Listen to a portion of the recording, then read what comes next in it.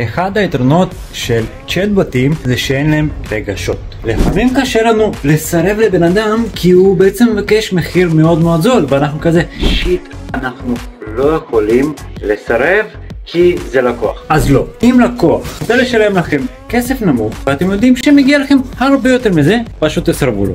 קשה לכם? אין בעיה, תעבירו את הפעולה הזאת למכונה, כי למכונה אין רגשות. אותו צ'אטבוט יסרב לו במיידי בלי לחשוב פעמיים. אז אני הרגע סירבתי ללקוח. למה?